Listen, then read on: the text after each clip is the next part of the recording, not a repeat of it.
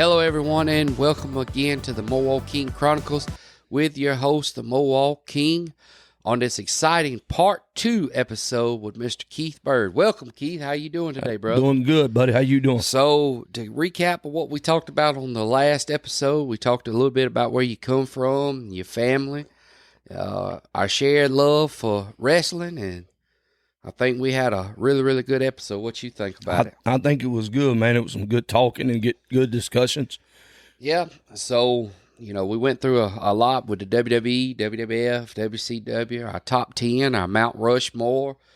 We compared your list to Cody's list and my list and went through the different eras. Talked about wrestlers that we've met, and we had a little bit of a shock since our last episode, huh? We got to meet the immortal Hulk Hogan. The one and only. I had to meet him at Daphne Rouse's. He was promoting his beer brand, Real American Beer. So I was excited. That was a big joker, wasn't it? That was a big joker. It was exciting. Some of the biggest hands I've ever seen on somebody. Never thought in my wildest dreams that I would one day hug the immortal Hulk Hogan. Immortal Hulk Hogan.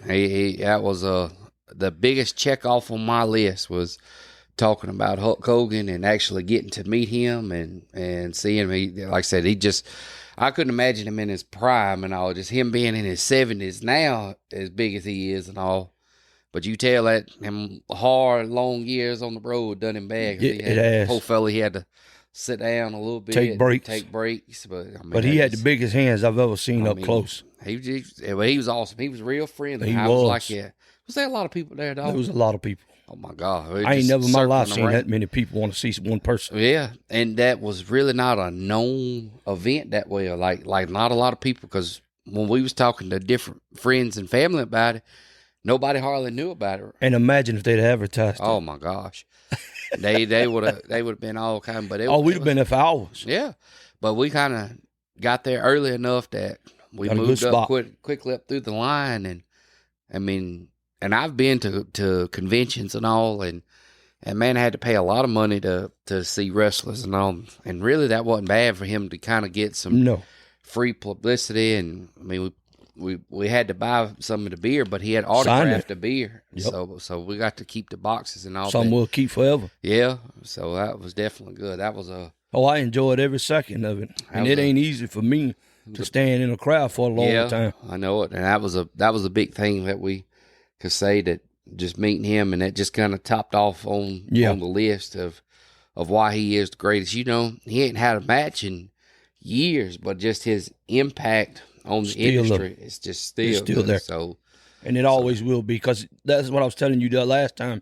He transitioned to business. I mean, he changed everything. He did. And when a guy like him and Stone Cold and people like that, their legacy will live on forever. Well, and he's known throughout the world. Like I said, probably during that one time, he was the most widely known person in the 80s. He was on every talk show, movies.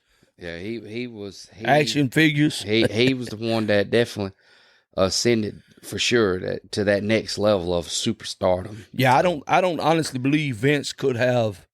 Not to say Vince wouldn't do what he did, but I think he needed Hulk Hogan and that personality to do what he wanted to do with the business. That he needed Hulk to do that, and made Vince a lot of money. He made himself a lot of money. He did. So that was real interesting. I mean, like I said, we talked a lot about wrestling on the last episode, so that was one thing we had just wanted to recap to start off this episode, was that.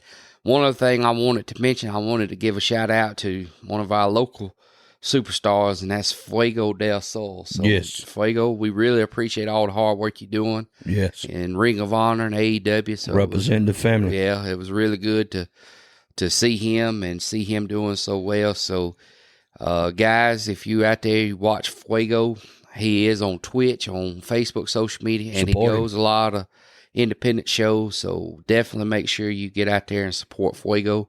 And we really appreciate all the work he's doing. So today, Keith, we're going to kind of go a little bit different route today. We're going to talk a little bit about some other things, because I think it was good having us a 2-part episode talking about wrestling, because we could talk for hours about wrestling. Me and you especially, Carl. Yeah, so being fans of it, we definitely could have a talk. So today's episode, we're going to kind of divulge a little bit outside of WWE and the wrestling. So something else I guess we can talk about big that's a big thing with you is college football. Oh, man. You're a big Auburn fan, huh? No, man. I see you wearing the Auburn colors today. Oh, I sleep in it. You all your life you've been an Auburn fan. All my life. My deaf uncle, who is a big Auburn fan, he babysitted us. And I believe that's what drawed us to be Auburn fans. Yeah. I grew up Alabama fan, still a diehard Alabama fan. Yeah. And you talk about a big in-state rivalry. I've seen, golly, people in our professional community. sports ain't even got this kind of rivalry. I don't think so. I think this is probably one of the biggest rivalries in the nation. A lot of people talk about the rivalry between the Lakers and the Celtics and different sports that have rivalries, with the Cowboys. Yankees and the Dodgers. Yankees, Dodgers. That was, man, speaking of the Yankees and the Dodgers, though, before we get off into college football, that was a good World Series, wasn't it? It was a good World Series. It was a good World Series. I thought the Dodgers was going to sweep though. Yankees barely come back, and then that was insane. And then they wound up blowing a lead in Game 5. Yep. Dodgers wound up. And I was happy for Freddie and being MVP and all. I wish it would have been for my Braves, but I'm happy old Freeman. Yeah, I hate that. I hate that we couldn't keep him in Atlanta. Me too. We big Atlanta Braves fan. Yes. How many games have you ever been to? I've been to one. I'm sorry, 2. I've been to 2. Was that both at Turner Field? Or one at the old field and one at the new. At the new stadium. Yeah. Yes. I remember coming up, seeing Turner Field. That's the old field back then. Yeah. Watching it, and then, but now the new stadium, it's really nice. Man, I like love the new it. stadium. It's fun friendly. The new stadium, definitely. And a lot of people say, man, how do you go to a baseball game? Like, I get it, because unless it's really like the World Series, it's hard to watch baseball. Kind of like NASCAR. Well, yeah, it's hard to watch NASCAR. I say baseball, NASCAR. Baseball, the first 3 innings is really exciting. That's how you kind of see how the game is going to go. Right. And then maybe the 8th and 9th inning. Right. That's the most exciting last time. 2. And baseball is watching those last couple of innings to see. I will say this: watching baseball's better live than it is to be watching on TV. So, what other games have you ever been to besides just the 2 in Atlanta? You been to the Bay Bears? I've been to the Bay Bears. I have been to them a couple of times, but I've never. So, for the people out there that don't know, the Mobile Bay Bears was the AA ball team for the Mobile. San Diego Padres. So they were based here out of Mobile, and they left Mobile a couple of years ago. Yeah. So we don't have a minor league ball team, which is kind of crazy because Pensacola, Montgomery, Birmingham, and Biloxi still has their AA ball teams. It's crazy. But Mobile don't have a AA team. Yeah, anymore. I hate it that they lost it, man. I wish they would have kept it. Yeah, that was something exciting, but again, you talk about where we live at. We're so close to Atlanta, New Orleans, different places like that. I mean, it's not that bad of a drive for us to go up to Atlanta and watch the Braves. It's an experience. But it is. Watching live ball games is definitely. Now, I've been fortunate enough. I've been out by Wrigley Field, and I've went to a game at White Sox Stadium at US Cellular Field. Okay. So that was really interesting. And did you and Cody ever catch a Notre Dame game when y'all was up there? We did. We watched Notre Dame in South Bend. So that's what I thought. All of that when we were working, we got to see multiple different games. And like I said, watching a game because the White Sox was playing the Oakland Athletics. Okay. And so that was a good game. That was cool. That was to see that. And then watching the Braves, of course, with Freeman. Was definitely off the chain. Yeah, I think I'm going to try to pay attention to the schedule, and because me and my dad are huge Boston Celtics fans, and when they come down to play New Orleans, I think we're going to try to ride over and catch us a game this year. So what do you remember about the Atlanta Braves coming up in the 90s? Like, I was kind of a kid kind of watching bits and pieces, but the Braves had a good team back in the 90s. The fondest memory was whenever Sid Bream and David Justice going to the World Series that year to play Toronto, I think it was, and they beat the Pirates to go. And, man, I'm talking about Sid Bream hit that ball, and him and David Justice rounding, and when Sid Bream slid into home, everybody went nuts. Because, my granddaddy was a huge Braves fan. Yeah. And that's something in watching the Braves live. So the Braves had a good team then. I mean, Bobby Cox was coach back then. They had done one, 4 World Series in the 90s? 4 to 5 World Series in the 90s? No, they've been to like 15 pennants, but they didn't win but one. In the 90s? Yeah, they beat the Cleveland Indians in 95. Cleveland Indians. Well, they're Cleveland Guardians now. Yeah. so the Cleveland Indians back then. And Lord knows I ain't trying to stir no pop. That's got to be the stupidest thing for them to change these teams' name because of that. One word. Because the thing is like I told my brother, I'm a Native American. I don't feel offended by a team being called Indians. We are. And it was kind of like with the Redskins. Yeah. But there's got a petition now to bring the Redskins name back because they don't want to. Oh, do they? Yeah, they don't want to be called the Commanders anymore. They want to go back to being called the Redskins. They need to. Well, I can remember growing up, man, Thanksgiving time, you look forward to the Dallas Cowboys playing the Washington Redskins. Yeah.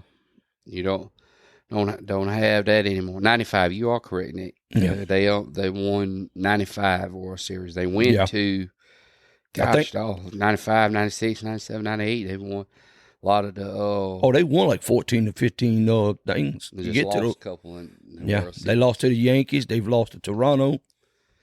Man. Blue Jays was good. Blue Jays was good in the 90s. Chipper Jones was probably my favorite player with the Braves at the time. Dale Murphy was mine.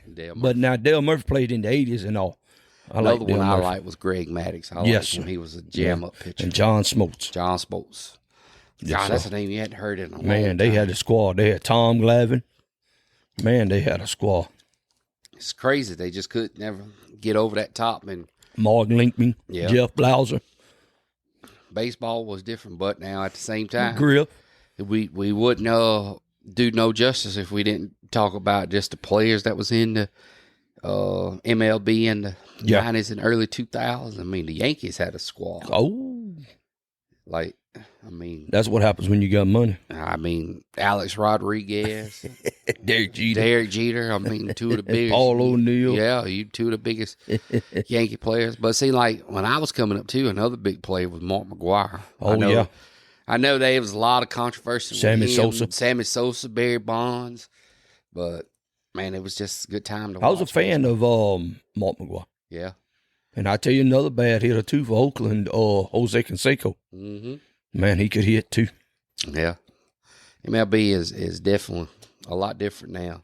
All sports is. All sports is nothing compared to the 90s. Yeah. Well, let's get back to college football because we went over onto MLB a little bit. But I'm excited about the playoff brackets and stuff. So you like the new thing they have? You like the college playoffs compared to the BCS era? I do. They expanded it now, so it was 4 teams, and now it's 12 teams. Yep. But now they're supposed to be... It's long coming, man. They're supposed to change it again. They're supposed to go up to add 14 or maybe even 16 teams. Really? Yeah, so there's some talk that it may not extend there. So, well, college basketball's been doing it forever. Well, that's what Cody and I had talked about on the episode, that I think it was a long time coming because other sports already had it. Right. And even college football had it in Division II. Okay. So Division II I think they had 32 teams. Okay. So it's kind of like almost college basketball, which, college basketball is 64 teams and it's a big tournament. But, but the only bad thing, I guess, about where college football is now is the NIL. Oh, yeah. Yeah, I think that's getting a little too ridiculous now. I do too. And I say ridiculous to the point that the NIL is good, that the players are finally getting compensated for their time. But I think it's going too much. I think it's too unregulated. Yeah. And I say that because what do you do if this guy here feels like he's not getting enough playing time or something to go his way?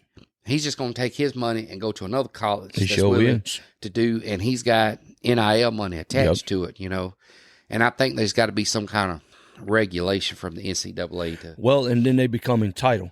I agree. They'll look at a coach and say, "Oh, well, you need me, yeah. So you don't need to be yelling at me or something." Well, takes the student out of the student athlete. They just become an athlete. And the industry is just letting it happen because now college football is becoming $1 billion industry with the ads. It's already been like it, and that's what Cody had said. It had already been like that beforehand.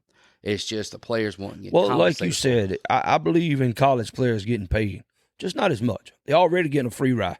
So give them the free ride, give them a few $1,000s, and let it be it. Well, I agree with that their education is already paid for. Like, if they're good enough to earn that scholarship, because, I mean, out of all of these colleges that's here, and, you know, think about all the teams out there, and you got these good athletes. They ain't but 32 teams in the NFL. Right. Not all of them is guaranteed to go to the NFL. And so I think, let them get paid and get some money, compensate them to let them live. But Nick Saban said it best. It says establishing that brand for yourself.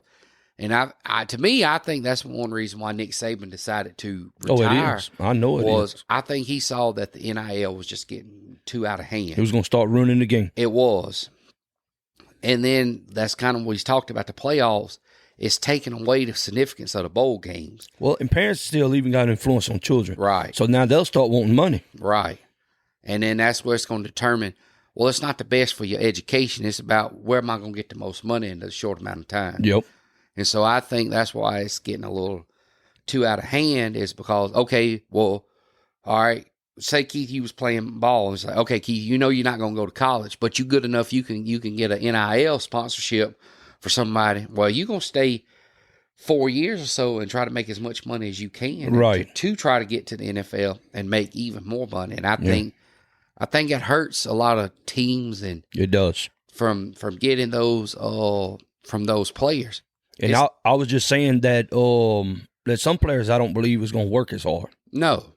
And, you know, it's already trying to come down to the high school level. Oh, yeah. Oh, yeah. And I think that's a no-go. I think that is way too much, because being in high school, that's an extracurricular activity. That's not, you have to get an education first. Well, the whole thing of the whole deal was college was making money off of these people. High school don't make no money off of these kids. No.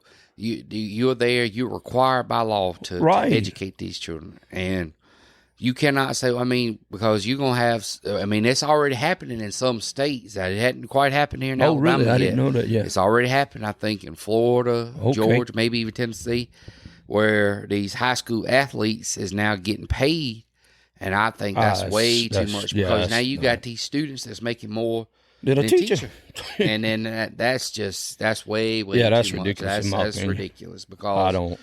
Again, condone my that wife at all. is in education. I come from a family of educators, and it's just not right, No. because a kid that's 12, 13, 14, 15, 16 doesn't have that mental capacity to know what to do.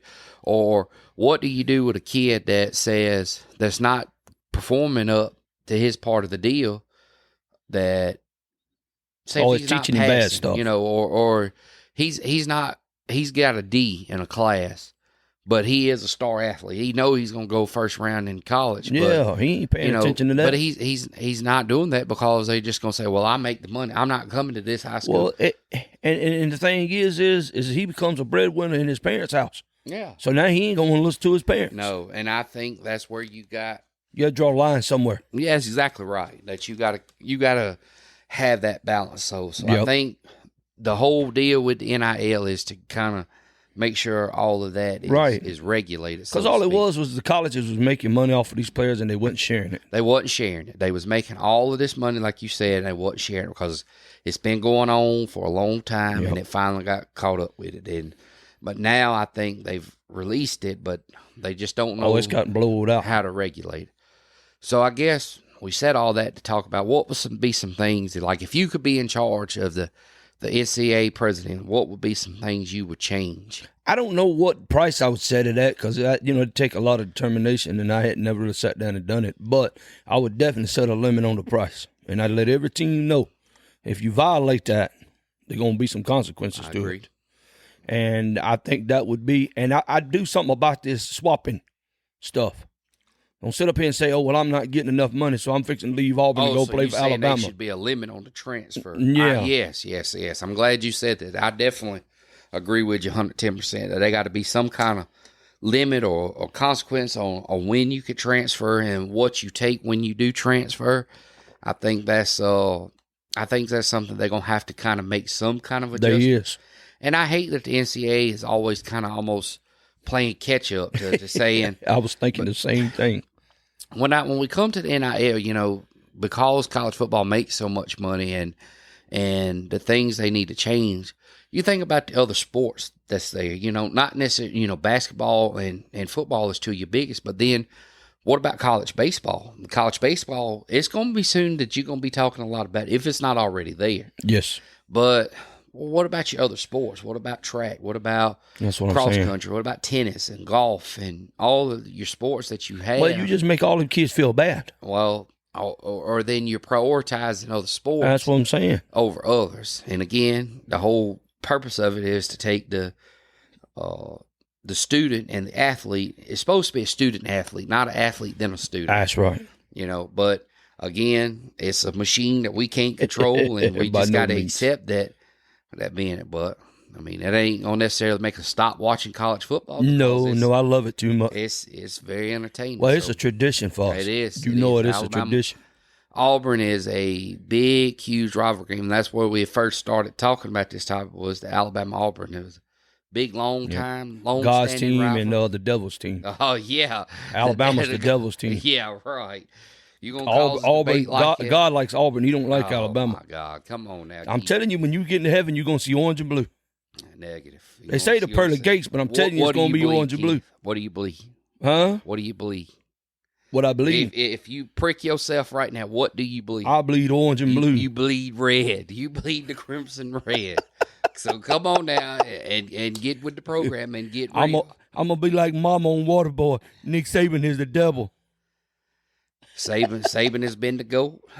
Bama's at the top. Auburn's not at the top of the program anymore. No. They are not. They got a lot of out of Saban's 17 years, how many coaches y'all done went through? A lot. Let's see. Yeah. You was all about the Gus bus. I like Gus. I hate they got rid of Gus. I did. I like Gus. And then you was all over Brian Harson's nuts. I like Brian Harsin. I thought he was good. I don't know what happened. I don't know what changed. We know what happened. He couldn't give the college girls up. But he just he had the same problem Ed Ogeron had. But he just wouldn't. He just couldn't come to terms.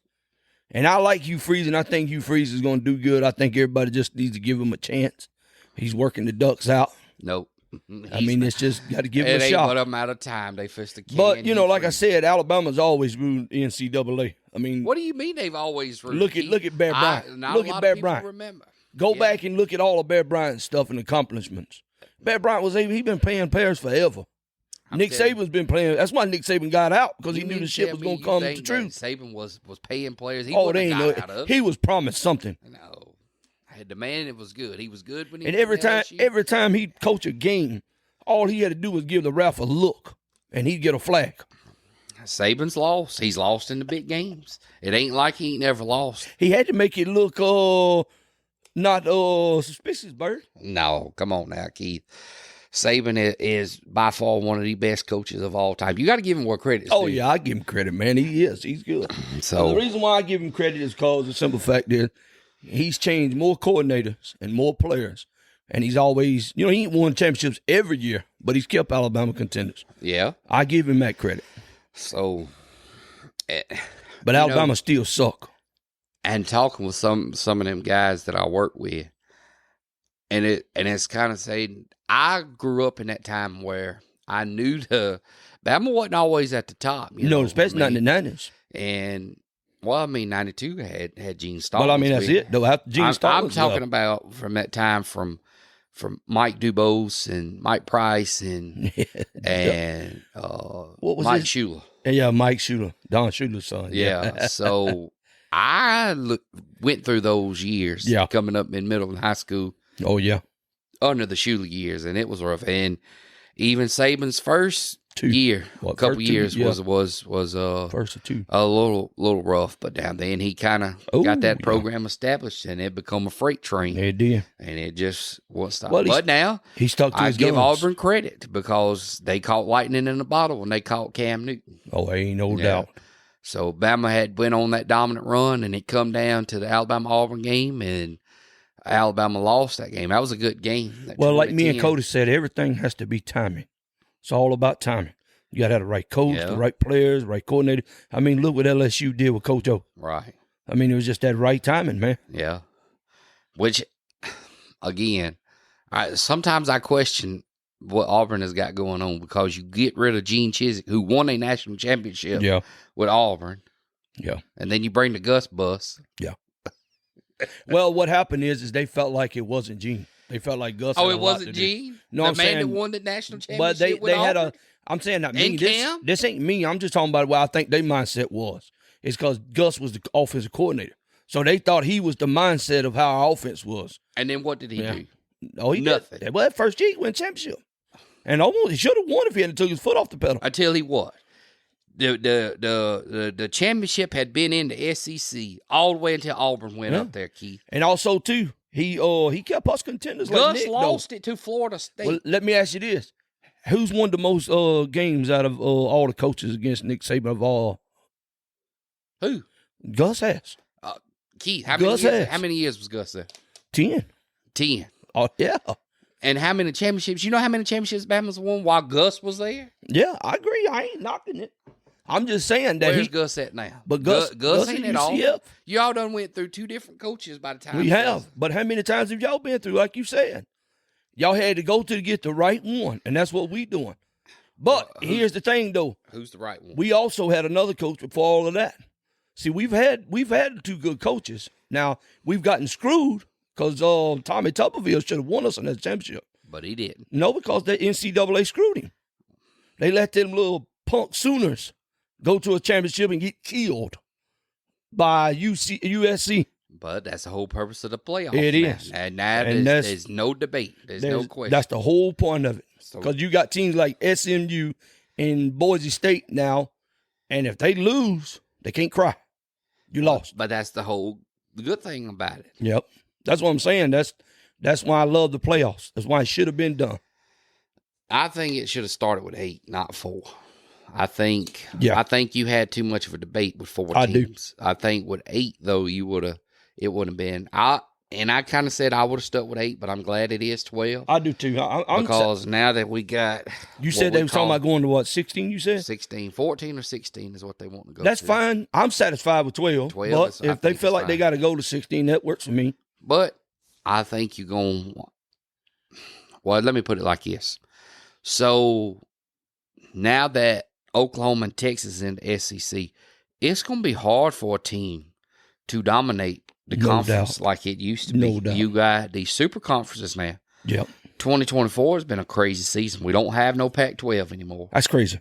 It's gone. Like one of Never the biggest thought in a million years that would happen. So now you got big conferences in the ACC and the Big Ten Didn't even and know that the was SEC. possible.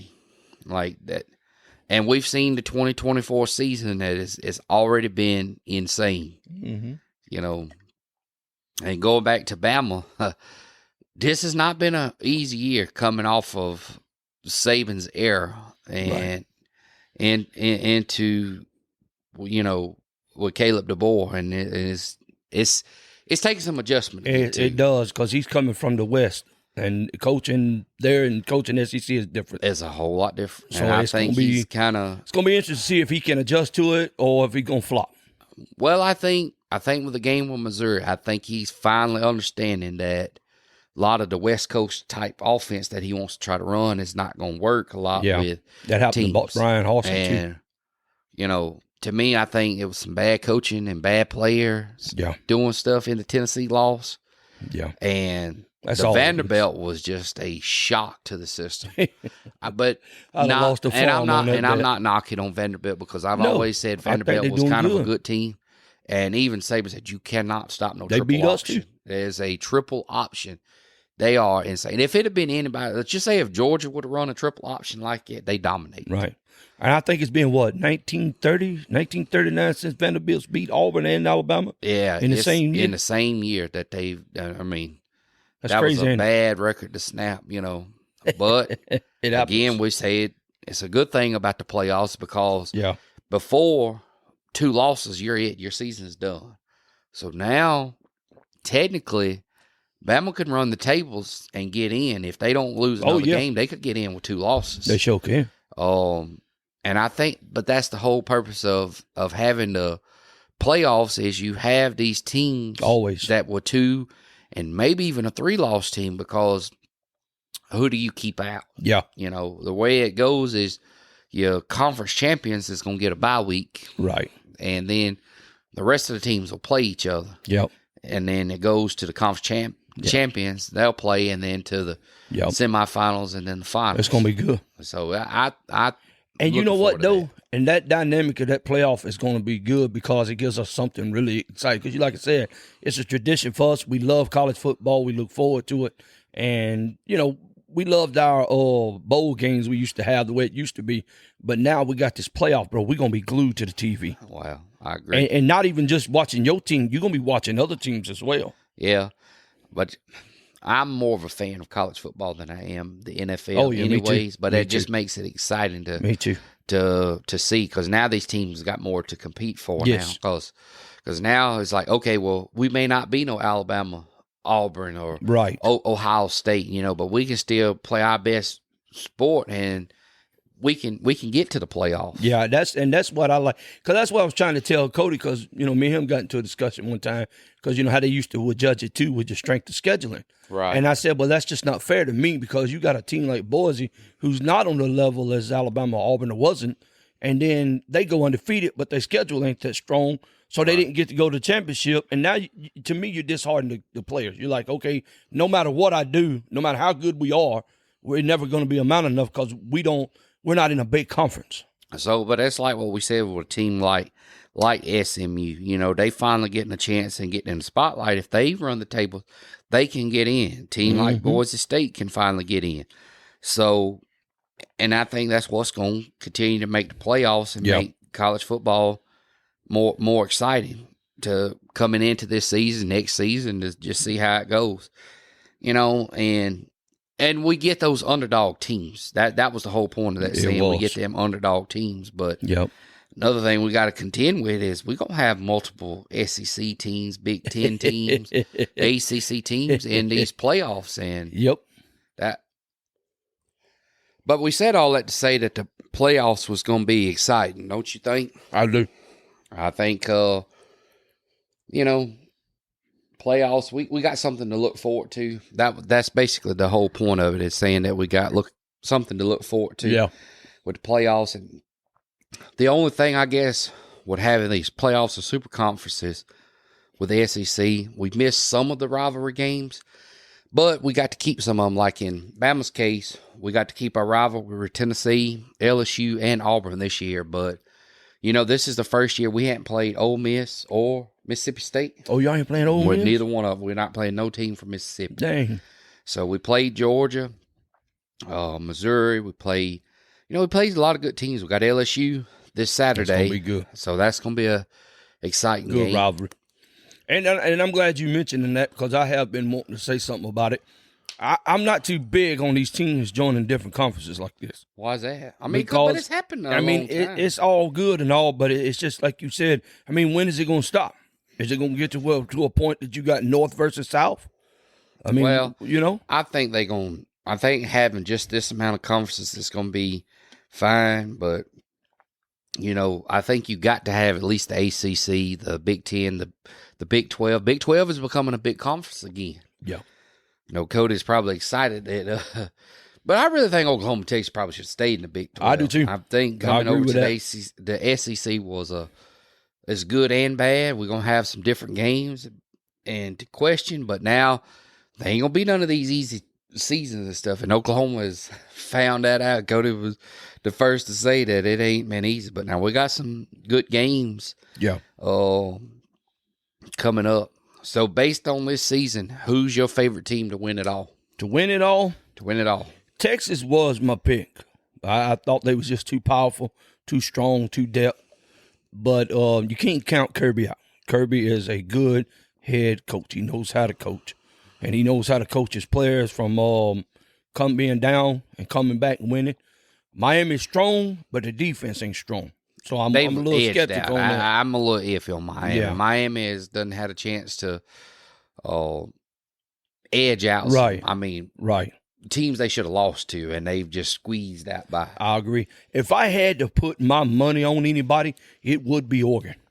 Really? Yeah, Dan is a very good coach, and I think this is his. I think he's got a mindset this year that he's fixing to win. You know what I mean? But now he's got a gauntlet that he's going to have to go through. Oh, no doubt. I mean, you say that, but Texas might be another team to be watching out for. I think that's, again, when it comes to the playoffs, it's going to be, as a fan, I want to say that Bama had a chance to go, but it's hard for me to say because I've seen a lot of good teams. Because here's the thing. Like this week you got Georgia and Ole Miss. What if Ole Miss beats Georgia? Yeah. Now you talking about Ole Miss potentially being that team. Yeah. Or Indiana. I really like Indiana. Indiana's very good. Them Hoosiers is they playing tough. Good ball. They are. They're very good. We can't forget about Clemson. A lot of people counting Clemson out, but Clemson is holding strong. And Ohio State, you can't forget Ohio State. They still there. They are there. And I think Dan, just like I said before, he's got a mindset this year that he's going to win. You want me to throw something out at you? And I talked about this. We talked about Vanderbilt. You know, if Vanderbilt plays their cards right, they run the table, they in. Really? So they got to play South Carolina this week at home. Then they'll play LSU and Tennessee. If they somehow beat all three of those teams, they're in. I don't see that's something. Why they're not in. That is something. And you know what's so crazy? We was talking about these smaller schools and not so powerful schools with the new playoff and stuff. You know, in college basketball, we always have what we call our sleepy teams. Right. And Vanderbilt may be that sleepy team. Well, they got a good quarterback. We talked about Oregon. Oregon, you know, they played Illinois. They killed Illinois. They played Michigan. Really, they don't have anyone left to play. They got to play Wisconsin and Washington. Yep. And they're pretty much in. They don't play Penn State? Oh, nope. Okay. So, and that's the thing is you got some of these teams. Notre Dame. Notre Dame's a team. Yeah, I forgot about Notre Dame too. Talked about a lot. Notre Dame runs the table themselves. They in because they only one loss. Right. So that loss against Northern Illinois will pretty much cancel them out. So it's hard for me to say who's the team to win it all right now. Yeah. Just because of how crazy the season is. Because I could have said Penn State, Boise State. They all got good teams. They all got chances. But if I had to put my thumb on one as of right now, it was Texas, and then Texas showed me that they could be pretty much beat. And I've been watching highlights of Oregon all season, right? And I think I said Dan's on a mission. Yeah, and it very well could be. And again, like I said, being Kalen DeBoer's first year, right? So, like I said, I think that's enough about the playoffs. Again, just let's talk about our teams. Yeah, that's fine. As a fan, I knew what it was like coming through with the Mike Shula years. I give Kalen DeBoer some slack because it's his first year. And you have to. And what kind of irks me with fellow Alabama fans is they so used to being this dominant team that they don't realize it's not Nick Saban anymore. No. And that's what irks me to death is, you know, I mean, you've seen it, Auburn's seen it and stuff. When you go from a team that was winning championships with Gene Chizik, then you have Gus that started, you know, how it is going with Gus, that he started winning and then changed over to Brian Harsin and then. Well, and that's the one thing about Nick Saban has done. He's changed the coach. You know, like me and Cody said, a coach would get anywhere from 5 to 10 years to try to build a program. Well, and Nick changed everything. But to wrap that little bit up, this kind of goes back to the NIL. You have these players that won't give a team a chance now. No. Or coaches a chance to build that program because if you don't like where the direction's going, I'm an NIL player. I got $1 million contract. I'm leaving. I'm going. I'm going somewhere else. I'm going somewhere else. And I think, like I said, to say that was the whole thing of putting some kind of regulation on it and kind of watching what we do with that. So. And as an Auburn fan, because I'm probably one of the biggest you've ever known.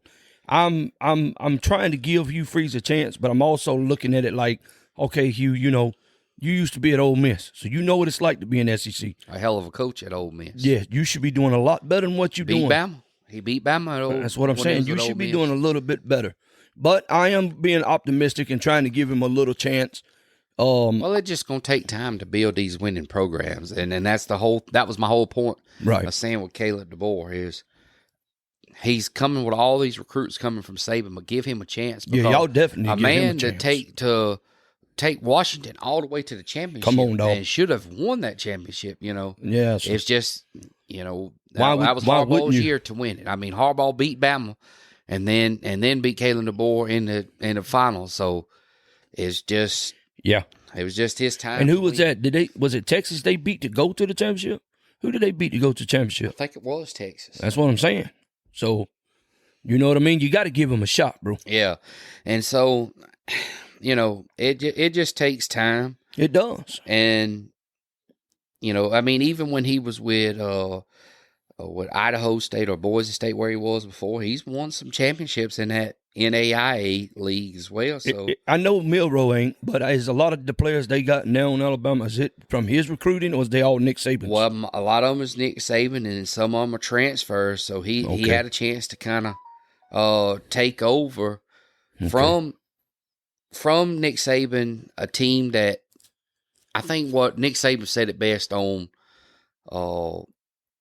Pat McAfee show that he had like 22. Caleb DeBoer come in when 22 players transferred from the transfer portal. Mm-hmm. So you had a team that was trying to go to a championship or really reestablish itself. I'd say go to a championship, reestablish itself from a championship season, or going to the playoffs. Yeah. And just people just didn't have no faith in the coach. And you had a couple of them transferred and they come back. And so I got you. I think it's just going to take some time. One thing I do like about Hugh Freeze that I've noticed that he does a lot better than any coach we've ever had is his recruiting. Yeah. Hugh Freeze knows how to get players in. And I think that he is going to turn us around and make us top contenders again. You hope. No, I know. You hope. I know. Man, All I can tell you is y'all better hope my man gets down on his knees and bears Nick Saban for his playbook. Because if not, I don't know what y'all going to do. Y'all need to do is dominated Missouri. Missouri was almost is still considered a playoff. Y'all need to go dig up Bear Bryant and see if y'all can clone him and bring him back because y'all done, okay? Yeah, y'all right. Going a 20. What did the Bible say? A 400-year drought. When we beat Auburn next week, we're gonna probably beat LSU, and then when we beat Auburn, well, no, the 23rd is when we play Auburn. We're gonna have to do something for your podcast.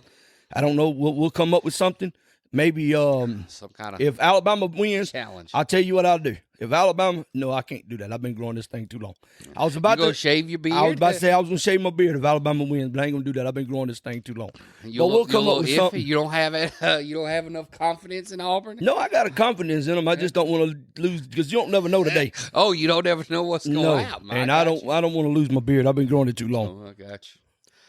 Well, I think that's about it for college football. I mean, got a lot. We talked about it. I want to touch a bit briefly on high school football here. So, did you get a chance to watch any of Citronel's games? I have seen a little bit. I didn't go to a couple of games. They're doing actually pretty good. They're actually leaving proud of them this week in playoffs. So they finished second or third in the 5A region. I think so. So, I mean, with only two losses. And those two losses was two big-time high school teams. They were. But now, one of their losses, I give them this. One of their losses, I watched that game. It was in overtime against Williamson at Ladd, and they should have won that game. They had that game won. It come down to overtime, and when they wind up scoring in overtime, Williamson scored in overtime. I bet that was good to watch. That was a good game. So, I give them that. I love games. But actually, they still made it to the playoffs. They done. Yeah, they going really to Shelby good. County Friday. So Coach Rowell has really got that. Oh, he's turned it around, and he comes from the old school with Coach Massey and all of them. So that was who was coaching when you was in high school. Right? It was Massey. Yep. And it was a squad like Jeff Kelly. He was the quarterback. Really? When I was in school, and so it was. You older than Jeff Kelly? Or is he older? No, he's older than me. He's like 2 or 3 years older than me. But you was in high school with him. Oh yeah, I was. I think he was a senior and I was a freshman. Okay. Yep. And I remember seeing him at pep rallies and stuff. Yeah. Yeah. Marvin Shepard. all them boys. Good football. Your brother, Yeah. CJ. He it was a good team back then. But They was. I'm proud of Ralph. But are you the same age as Ralph? I think I'm a year older. I think Ralph was a year younger than me. You remember him in school? Oh, though? God, yes. Yeah. Yeah. Yeah. He's doing really good with the Wildcats. So he is. Hopefully we send them the best. Shout out to the Citronelle Wildcats. It's cool to have him playing like that, like he did, and then to see him come full circle and be the head coach and turn this program around. And Yeah.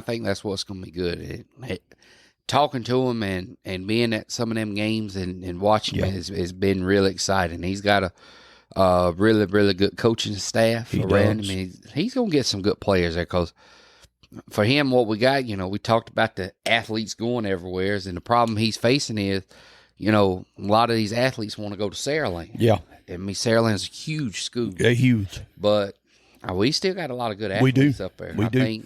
And now we got a coach that can also coach them too. Right. Because they can develop. That's what people don't realize. You're not just coaching and calling players. I mean, plays and stuff. You got to develop players. Oh, you do. And I think Ral and JoJo and all them guys is on the coaching staff now. I think they're going to develop them. Look, Corey's on that, so he's really, really good defensive coach. So we shout out to the Wildcats and good luck on the playoff visit. They play Shelby County this week, so we really I think it's at 7? The game at 7? I think so. Yeah.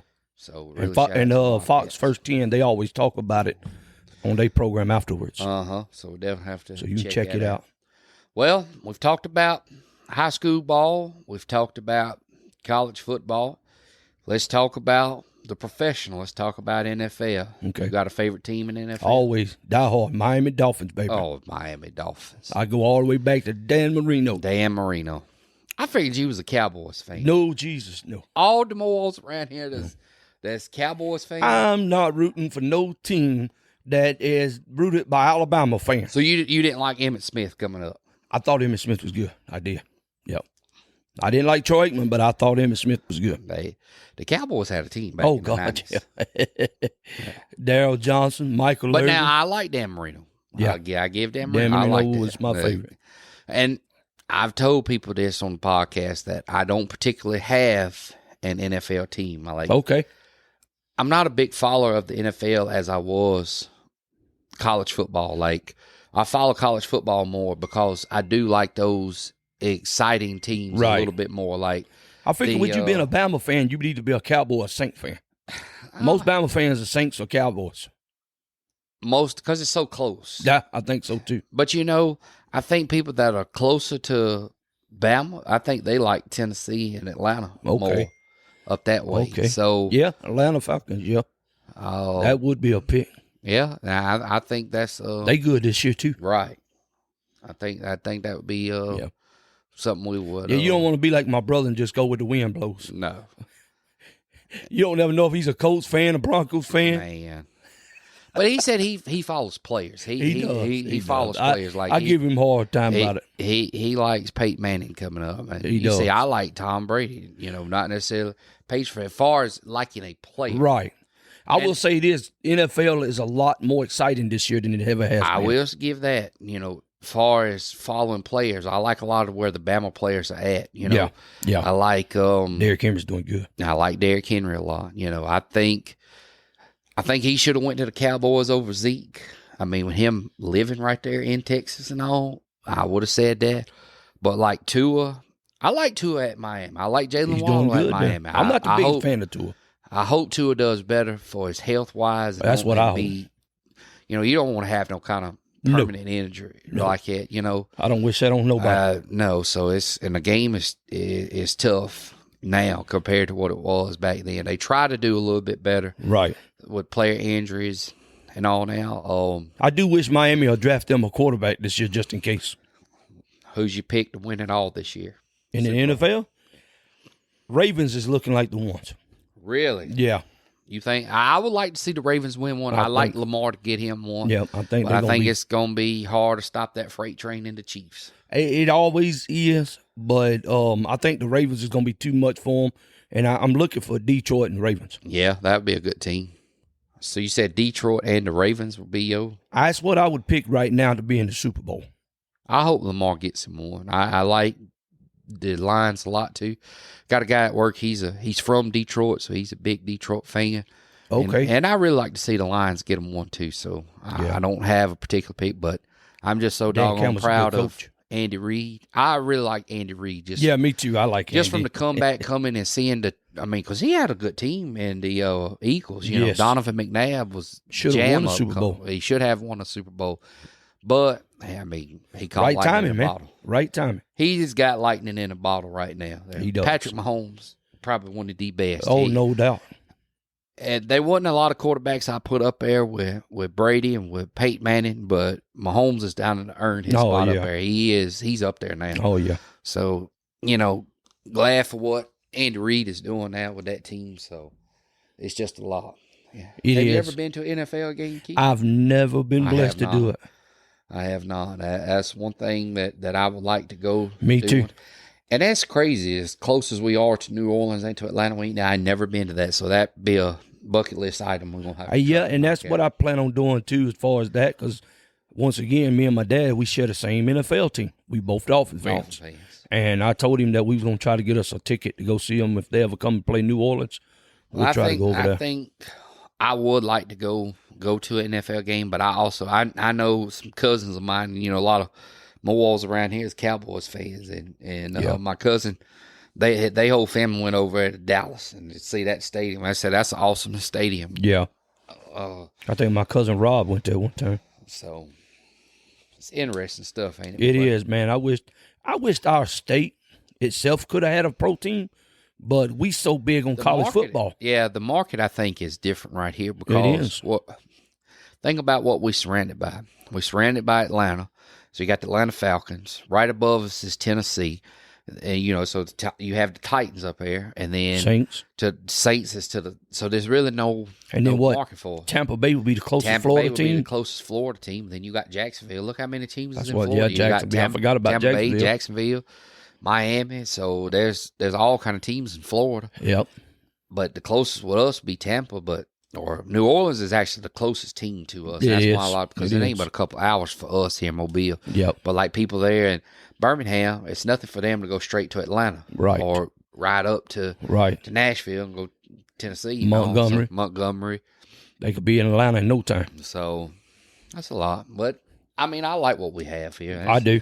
It's a good place. Another thing I want to talk to you about, Keith, is about the Mobile people. Me and you both being Native Americans, I think it's exciting that where we grew up at. I would say we're a little biased. There ain't no community like our community, right? Ain't now. Did you get a chance to go to the powwow this year? I did not. I've had so many, sicknesses I've been dealing with, but I didn't get a chance to go. I did get to go to the one that they had for Tristan Harper, the American Idol kid. Yeah. Yeah, I did go to that one. That was nice. So, to give you guys out there what a powwow is, it's basically like a celebration of our culture and in the Mobile Choctaw community, and it's used to be twice a year. Now they usually have it once a year in October. That we had the powwow coming up, and it was off the chain. We invite the other different tribes around to come and celebrate with us, and people all over have a good time, get to see the dancers, which my little boy had his regalia on this year. I don't know if Kristen showed you the pictures. I was glad he had his regalia on this year. My little girl did too, Paisley. That's kind of been a big, important part of for us coming, so to speak, from blended families, Yeah. That our little boys, or your little girl, my little boy, being half Native American. And so that's been an important thing for us is to always continue that tradition and all. So that was his regalia right there. Look at him. A little bad thing. So I'm glad for our people. And me too. And coming up, well, we're a really tight-knit community. Oh, man. And so that's always been an important thing. And it is. It's hard. It's hard for us to leave because we was raised up in a good place. Yeah, and I think it goes back to our Christian values too. That we grandparents and our parents didn't play none of that cutting up. No, ma'am. and you wouldn't mind getting no switch across your behind. My grandma could swing one like like she was hammering a nail. It's rough when dealing with that. So I'm just really proud of our people. I am too. And that's kind of the whole purpose why I started this podcast, is to speak with other Mohawks, Native Americans, to tell us a little bit about what you think about the, everything and our people and growing up. And it was so proud to see Tristan Harper on American Idol representing our people. Yeah, and that was a big thing. It's just seeing a fellow Native American doing well for himself. So the coach of Western Michigan, I forgot about Lance. Lance is doing really good, and we got a lot of good tribal members that's doing a lot of good things. We got lawyers and doctors and all kind of professions, and police officers, firefighters. They just do really, really good as a community, that we can reach out and do things, that we're not limiting ourselves. So well, I tell people all the time, I was blessed to have more than one mama and daddy. Yeah. I mean, anybody in this community would have picked up, God forbid something would have happened to my parents. Yeah. I could have got a mom and dad out of anybody in this community. But we come from big families too. We had a lot of aunts and uncles, but we've always kind of stayed close knit around one another. We did. Around our people. And so, and that's what I like about our community. Me too. As we ain't without problems though. We got crazies and drug heads and stuff around here too. But like my great uncle said, knuckleheads. And I think hopefully we can get a lot of that riffraff run off. We do. But I do too. A lot of people has been really good about you. Just have to watch yourself around some of that riffraff and all. And we've always had a good elementary school. And just pray for them. That's the main thing. We got to pray for a lot of these people that they seek God and help and all. So, yeah. Anything you want to say else about the Mohawk people? Anything, some of your favorite memories? Anything coming up from your grandparents or anything like that? It's just, you ride around neighborhoods now, and which is understandable because, you don't know who might snatch your kid up, but you don't never see nobody outside anymore. Yeah, you don't. We used to be outside every day. Every day. But I think it's combination of things.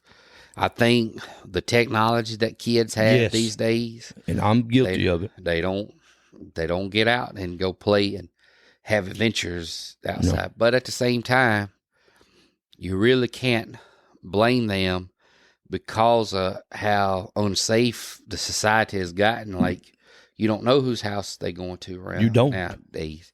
Used to, we could walk in the woods all over this community. Right. But now, being a parent now, you got a increased amount of caution because there's no way I would let my little boy outside and play like that without me keeping an eye on him or watching the kids. And me neither. But coming up, when we was little, there wasn't nothing to... Man, I walked all over these woods. Go out and ride your bicycle and go somewhere and play. And I can remember me and CJ was kids. Man, I'd be over here at my grandma's. We'd be at his house. We'd be at grandma's house. We'd be at Carol and them's old house up on the hill. Mm-hmm. Come down here to Mama Jessie's and them's. Yeah, and that's what I say. You just have to watch society, and then maybe one day our society get back that, but it's just going to be tough. Again, like I said, with the technology, kids has got these cell phones. You got the world at your fingertips. I didn't have that when I grew up. You did not have that. That's just what you could look up and see, and which was, coming up in high school, like what the kids have now in high school, just the technology at their fingers. Right. You know how different school and all is? No, man. Now compared to when you was in high school. I wouldn't survive. In high school. I wouldn't survive in high school today. Yes. But I do miss some things coming up from me too. When I was in school and being I don't even know if they do the book fair anymore. You remember the book fair? I do. Yeah. Man, that used to be a fun time. It was. Like Calcadiva. I thought of the same thing on the way over here, and I seen them all putting the new roof on Calcadiva. Yeah, the old school. And I was like, gosh, and that place bring back a lot of old memories for you. Good Lord. Walking up a catwalk from the kindergarten first there, going by the bathrooms to the cafeteria. Man. Now you and CJ graduated together. We did. From kindergarten all the way up to high school. Y'all had Miss Williamson twice, didn't y'all? 4th and 6th. 4th and 6th. I won't never forget it. Y'all called her twice. I won't never forget it. Homework every night on the weekends. Yep. Now you give kids homework, they finish it a lot before they even get And off then the school bus. the teacher we had in high school like that was Miss Massey. Miss Massey. Carolyn, I think it was Carolyn Massey was her name. Uh-huh. I won't never forget it. I got in the 9th grade, and she looked at me, and she said, "Come here." She said, "You look familiar to me. Who's your mom and daddy?" I said, "Clarence and Rose Byrd." She said, "Oh, Lord, are you telling me they got married and had a kid?" And, it was different, too, like you were saying, because, our middle school, when I went to middle school, I don't know if it was like it when y'all went, but our middle school was right by the high school. No. We'd done moved over to the old elementary school. Oh, y'all done moved over to Rosalot? When me and Cody and them went to middle school, it wasn't attached to the high school anymore. It done moved to the old Rosalot or McDavid Jones. It was at Rosalot then. What's his name? Was y'all's principal then, too, wasn't he? Adams? Was it Adams? Yeah. He used to be our vice principal. Yeah. Yeah, it's good memories, man. Good memories, huh? Oh, my gosh. That 3-story building. But see, you ask some kids, like, none of that is there anymore. No, that's crazy. All of it is gone now. And I thought the 3-story was a historic building. It was. I thought it was, too. I figured they would have kept it there. Long time. Over 100 years that building that's had been crazy. there. They knowing our parents and all them went to school there and everything. Well, so part of the old high school where the main hall and all was, they kept that, and that's the what they call the CCAT, the Center for Advanced Technology. Okay. So, and to give you a perspective of how different that is now. Yeah. So kids don't just go, you got your normal classes that you go to, but now you got these career tech classes you go to, which was like electives back then. Right. For us, but now they have these career techs. Like they could teach them welding. That's what my uncle teaches up there. He teaches welding. Really? And so they go and they weld stuff all day. They have a lot of good programs. Yeah, none of that wasn't. None of that. That wasn't available. We had auto mechanics and woodworking. Yeah, so they got all that. That's all technical courses now. And the way the school system set it up now is whatever kind of career field you want to go to, they're going to send you to that high school that has that technical course. Wow. So if you want to go to, I think it's either nursing or it's some kind of program they have that's not offered at Citronelle, they actually bus that kid to that high school that has that technical I didn't know that. So at Citronelle, they really big about. So will that roll over into their college education? Oh God, yeah, it helps them get straight into a job. So they have the internships with a couple of the plants around here. I did hear about that. My cousin Joel's daughter got into one. Now they just go straight into work. Yeah, now. that's cool. So I wish something like that would have been available. Available back then. Yeah. That's what I said. So the kids today, they really got some advantages. And that's why technology and stuff like that is good and bad, because some things come good with it, some things don't. And I agree with that. So it's just a lot different now. Talking about time. So it is. It's definitely a different time frame in every factor: sports, life, family, neighborhoods. Everything is changed. Yeah. I had a old supervisor told me one time, said, "You can't stop change. You can either get on board or get left behind." Well, the last little thing I'm going to talk about before we get ready to wrap up there is we finally in another political cycle. It's over with, so we got another president. What you think about that? I am so biased on it because my granddaddy was like my daddy, and he was a Democrat. And he raised me as a Democrat. And I think everybody has the right to choose who they want to vote for, who they believe in. I agree. To me, and I believe in everybody can be one way 1 minute and change the next. I'm just not no fan of Trump personally. Because to me, how can a billionaire tell me what it's like to be living rough? But you've been listening to that all your life from Democrats. I just don't believe in that. I don't believe how can this guy, if anybody ain't never done the history of Trump family, I have. Trump goes back generations of rich. So do most Democrats. To me, voting for him would be like voting for Vince McMahon. So you didn't. I just think you go back and read all of his past and the things he's done in his past. I think there's more to him that's meeting the eye And I don't know if he'll ever reveal it or not. He may do good. I don't know. But do you not think he done good his 4 years? I don't. Like I told a friend of mine, I was broke during Bush. I was broke during Obama. I was broke during Trump. I was broke during Biden. So I don't see the difference that everybody speaks about. Now, everybody's different. Everybody lives different. They may have saw it. Yeah. I never saw it. I've been broke through every president, so I don't see no difference. I think see a big difference. I like his policies. I like. Now, do I necessarily agree with how he says certain things? Not necessarily, but his policies to me is standing out. That the economy wise and him putting America first. I mean, that was some of the things I like. The things that I dislike, like I said, he's not the best at speaking on certain things. Yeah. But far as the billionaires they've been billionaires running the country for a long time. They have. I agree with that. I agree totally with that. I don't. To me, I've done the history of Trump's, and I've read about him and his family. So who did you vote? No, I don't vote. You didn't vote. You don't. I don't vote because, like I said, I ain't really I don't like to get into it too deep. Yeah. Because I told one of my friends, even though I was raised Democrat, and my granddaddy was a diehard Democrat. Do you consider yourself a Democrat? I do. In a way, I do. But now, not all Democrats agree with all Democrats. Because that's why I tell everybody, that's the reason why they have, run-ins before they run for president. Right. Because I don't believe in a lot of things Harris believed in and said. Like what? Well, I think she's more towards, like, the transgender and the gays and things like that. And as a godly man, I think that's wrong. I mean, only thing that I will say to me, and this is what I was telling a friend of mine who is a diehard Republican, is I do believe in everybody having free will. God gives it to you. That's what he said. He don't make nobody do nothing they don't want to do unless he's got a plan for them. Now, if he's got a plan for them like he did Jonah, you don't have no other choice but to follow that. But if you don't have any of that moderate Democrat anymore. It's too liberal. Yeah, I agree with that. That's what I was trying to say. The Democratic Party is too liberal. It is. I agree. It's the things that they stand for. Because I could say that I used to be a Democrat because of what the old Democratic Party, maybe that's where you want to kind of go, is what the old Democratic Party used to stand for. Was about workers' Basically, rights. That's what I'm saying. Trying to help out now. But now that's not the case. No, it ain't. Really, it's the Republican Party that's becoming the party of the people now. Basically. Because and I say it's the oligarchy that's in place now that is all about it, that the things that I personally don't agree with. Right.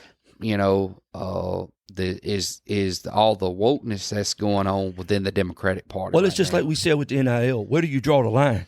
You don't. I mean, it's just like I seen a story where the woman said that, she comes on a gym and she comes in the bathroom, dude sitting up yonder, whatever, and this other lady, she's waiting on him to leave so she can change clothes.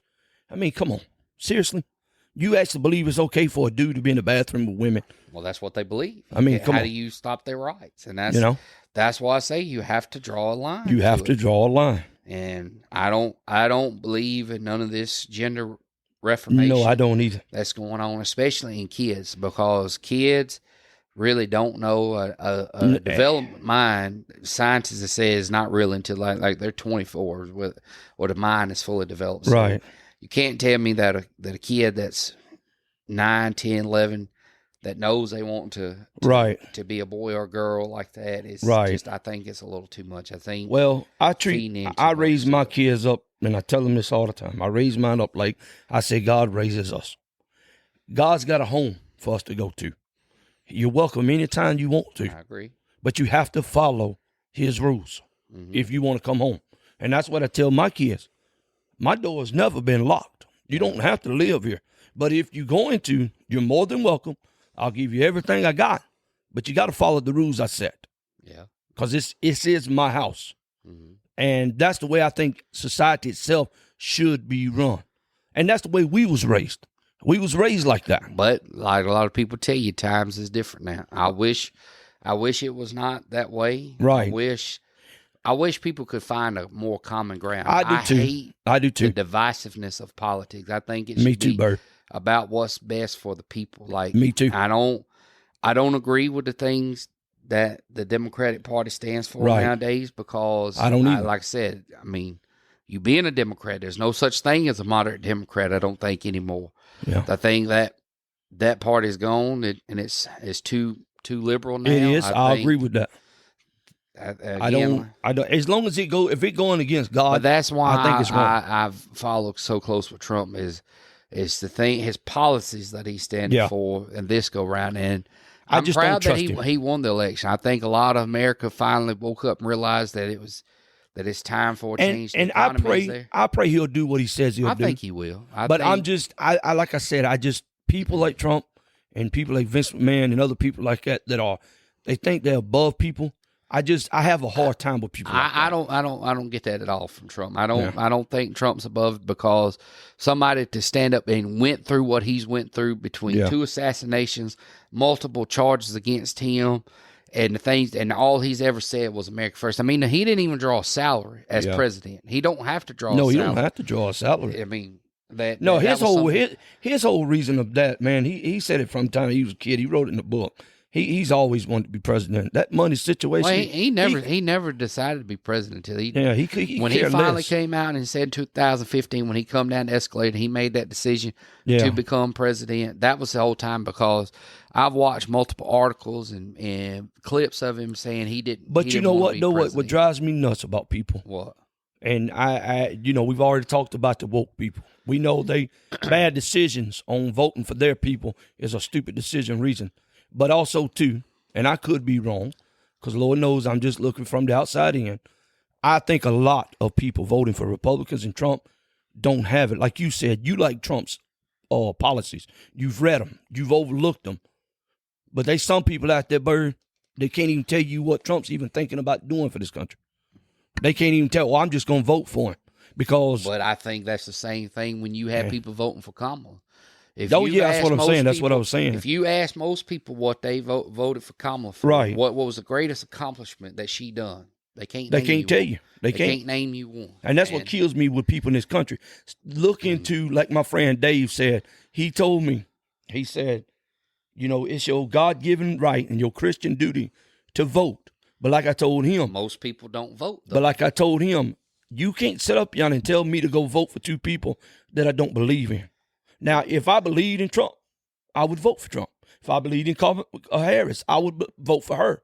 But I'm not voting for 2 people that I don't believe. But there's other names on the ballot, I was thinking about what if RFK Jr. I agree with that. He was still on the ballot, but he told people not to vote. Right, for him. But if he would have been, if he would have continued, was also on the ballot. Jill Stein. Yeah, but I didn't know nothing about them. I didn't even look into them. But that's the whole thing. I think that's a person that has a right. I do too. People should go out and vote. I do. If you believe, feel strongly in an issue like it, or you fought strongly against an issue, I think you should go out and vote. I think if you believe, like you said, if you looked over Trump's policy and you liked them, you should vote for Trump. Same thing with Harris or Biden or whoever's running. Well, I know you was a fan of RFK. I was. Robert Kennedy. I was.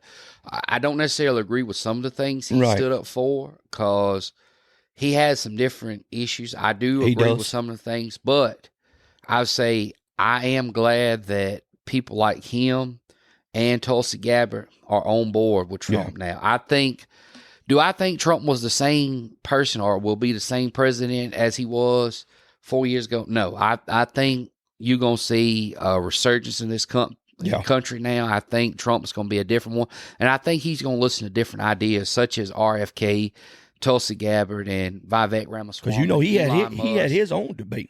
Yeah, right. I didn't watch theirs. I watched his though. But it took a lot for him. He got a lot of slack. Bobby Kennedy did for going against, because his family, comes from the Democratic Party, and his whole family turned basically against him. They did. That's what I heard. But what he stood out, and I listened to multiple of his interviews. I've listened to podcasts that he's been on, and I think that's where people need to understand to get that full-fledged me seeing Trump and being a fan of those particular policies that he stood, I saw how much he's kind of changed, so to speak. I don't think he's like, for instance, the whole 2020 thing. Like I think that he should have went ahead and conceded after a recount was held. I think there could have been some he handled discrepancies, it wrong, but ain't no like doubt. this particular election, there was no discrepancies. He won the popular vote and the electoral college vote, I think. And you have to tip your hat to her. She handled it like a big person.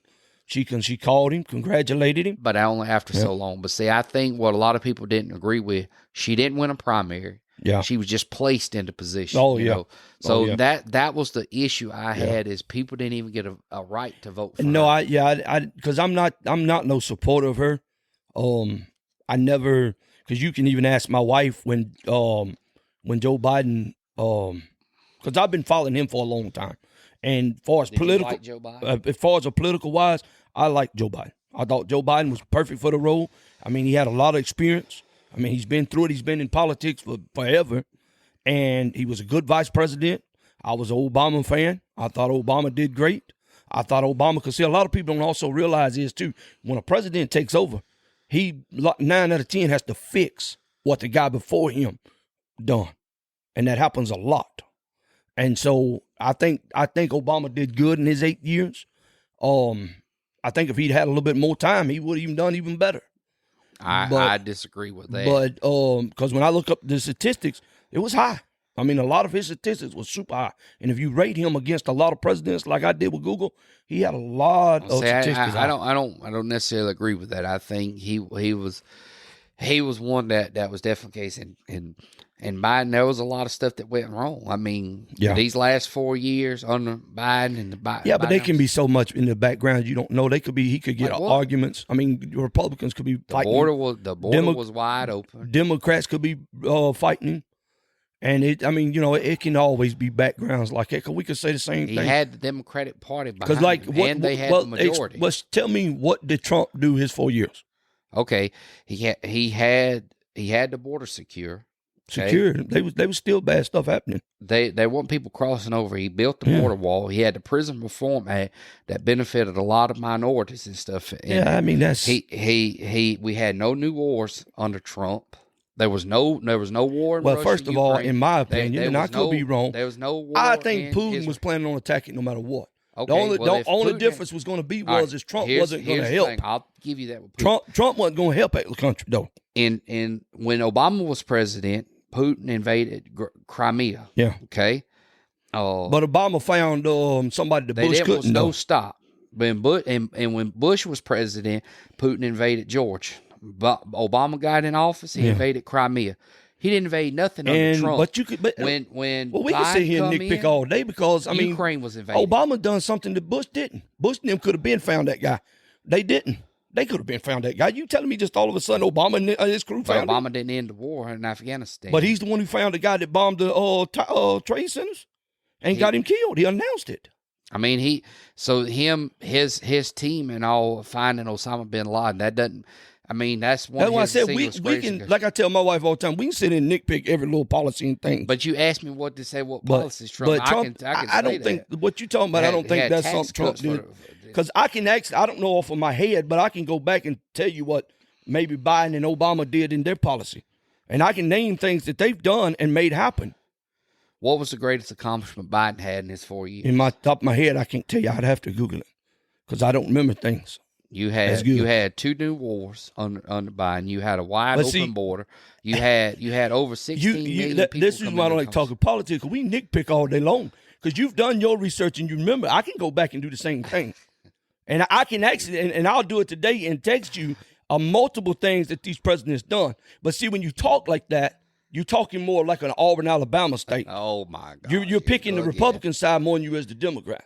It's not, and that's why I don't like to talk politics. I got you. Because the simple fact that's the whole point of us having a discussion about it. But most Republicans will sit here and do like Alabama fans do. It's like they're trying to sell you the party. I'm not trying to sell you the party. Don't try to sell me the party. I believe in what I believe in, and that's what we do. I got you. You know what I mean? And I just don't. I don't think that. Like I told my friend Dave, that's the reason why I don't like to vote. And a lot of times don't like to get into it because I can nitpick all day long. I like my wife trying to say, oh, well, I do this for the family. What do you do? Well, I do this for the family. What do you do? Yeah. And that's why I tell people all the time, it's good for you to make your own decisions, do your own research, and vote for who you want to vote for. Yeah. And don't let nobody influence you. I'm not trying to influence you. I just say if you ask me an opinion, I'll give you my opinion on on the things and the policies that I've seen that directly impacted me. I think that's what I say. My advice to you is give a chance, because I think I hope and pray he does do good. I think you're going to see a resurgence in this country. I do. I hope and pray he does. I think we're not going to see a lot of these crazy mandates that was put in place. And like I said, I think. But here's my thing about the and I do think the border needs to be controlled a little better. But what I can't stand is for people to sit up here and say, oh, well, we need to ship these immigrants back. Two things. Number one, my people was here first. So let's get that off the table. Number two, this country was built off immigrants. Because let me tell you something. I used to be a delivery guy. Legal immigrants. And that's what I said. I agree. Everything needs to be done perfect. But here's the thing, though. The country makes it so hard for people to become legal. They make it too hard for them. That's the reason why a lot of them has to come in here illegally. Well, I don't think they should come here illegal, because then they take services and benefits away from citizens. You think about a man coming across from Mexico, and I guarantee you it probably takes him months, if not years, to get a legal thing. If they want people coming, they've got to change the policy. They've got to make it a little bit easier for people to come in legally. But I don't think people that's here illegally should stay here legally. No, I agree. And the thing that I like about that is Trump I believe is going to have policies put in place, because the thing about it was you had services taken away from citizens. And prime example was with hurricane benefits. They robbed all of what was left of FEMA to provide for these illegal immigrants here, because when it come time to hurricane help and relief from FEMA, there was no money left. But my thing is, why? That's what because they give it all to. But Byrd, everybody pays taxes, bro. They billions of people. They don't pay taxes. But I'm saying there's billions of people in America. Not billions. We don't have it about maybe 400-something million people in this country. If you give $1, if everybody gives $1, that's $400 million, and we pay taxes much. So how in the world is this government broke? Goes? Because you know why? Because we give over billions of dollars to Ukraine, to non-NATO allies. No, I'm gonna tell you why. If you Google it and you look at these politicians' salary, and they getting sick, why is the world do a senator need 6-figure salary for, Bert? They get that from lobbyists. But why do they need it? They don't need it. They get it from lobbyists. That's the whole point of cleaning the swamp. That's why I believe Trump's going to have Elon as an oversight committee to watch that. I hope they get all that changed, because I don't believe and there's an old saying, how does the rich stay rich? Because they help each other out. Yeah. And that's the reason why I want a good, godly, hard knocks man to run for politics. I don't care if it's going to be Republican. I don't care if it's Democrat, if it's independent. I want a true blue collar, godly man running for president. And we ain't never, ever had that yet.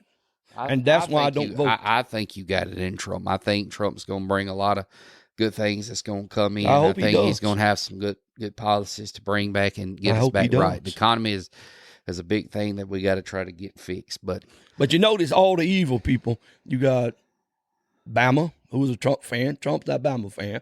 Then you got Hulk Hogan, who's a Trump fan. Trump's a Hulk Hogan fan.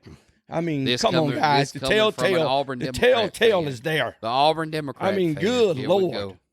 If you want to be a fan of the people, you got to be a Stone Cold fan, an Auburn fan, and a Democrat fan. Yeah, I'm assuming so. On that note, we're gonna let that one go there. I love it. Well, that's why I love my brother. Man, I appreciate you coming out. Me too, Bert. Thank you so much for having me. This is a pretty exciting part too. I love it. Man, this has been fun. It is. So the next goal, I think I'm gonna try to get Cody on here. We're gonna have that'd be awesome. We're gonna have a 3-way discussion. Yeah, because we got a lot, man. I mean, we ain't even covered like movies. Yeah. Favorite I really would love to talk about favorite wrestling finishers. Yeah. A lot of people don't talk about that. So that's the thing we're gonna talk about. So when we have the episode with you and Cody sitting down together, we can make that a 2-part episode. That'd be awesome. That might do that. It may even be a 3-part. That'd be awesome. Might see how that goes. So, yes, I'm glad. And man, hey, shout out to you for doing this, and appreciate you doing all this, man. Thank you, man. I couldn't do it without people like you willing to come on and sit down and have discussions. So I appreciate that a lot, man. So, man, this has been fun. It's been fun. It's been fun. It's been an awesome. interesting couple of days. So, here we go. Well, guys, I think this is going to wrap it up for us today. You already know what to do. Same old thing. Get out there, follow the MOWAKing Chronicles Facebook, Instagram, Twitter page to stay up to date on all the latest episode releases, news regarding the podcast. Make sure you share and subscribe to podcasts on all the major podcasting platforms, wherever you get your podcasts, Apple Podcasts, Spotify, iHeart, Listen Notes, Amazon Prime, all of the major ones. Keith, man, thank you so much again for coming here. This has been an exciting part 2 episode. So we'll look forward to having you again. And as always, stay strong, stay true, and let's keep moving.